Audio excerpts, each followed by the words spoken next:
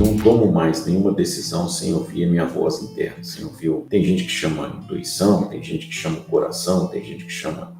Eu costumo dizer o seguinte, a minha voz interna sou eu comigo mesmo, né? Então, para mim é muito mais a minha autoestima, a minha força de vontade de fazer as coisas. E isso hoje, para mim, é assim, cara, tudo que eu tenho que decidir, eu tento me mentalizar, eu tento dar um tempo, eu tento esperar a voz de dentro me gritar, me cutucar, para mim poder decidir. E talvez em 2000 eu tenha tomado uma decisão muito mais embasada na razão do que na emoção, no coração ou na intuição. Então acho que tem uma diferença aí, né, que nos ajuda em determinado momento da vida, né? Eu acho que vale a pena as pessoas pensarem na hora de tomada da decisão, de onde está vindo a concordância.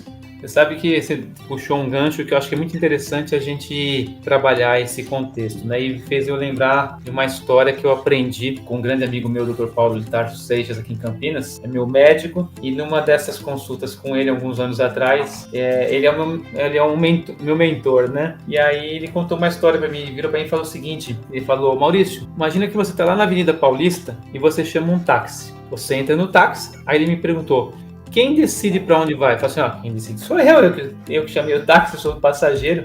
Eu falei, beleza, perfeito. Você decide para onde vai. Mas quem decide qual o caminho a ser tomado?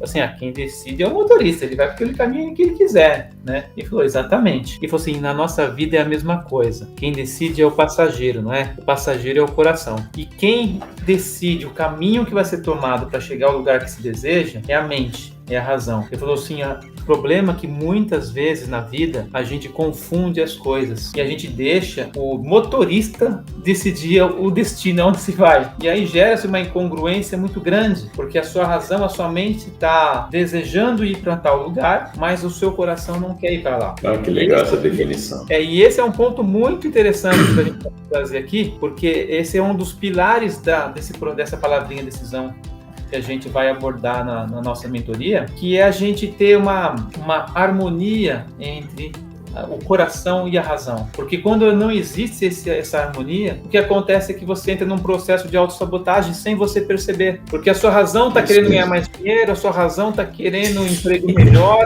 a sua razão... Só que você não deseja aquilo. Você intimamente você não quer aquilo. Aí o que acontece? Nessa briga entre razão e emoção, sempre quem vai ganhar é a emoção. Aí você começa a se auto-sabotar, não é verdade?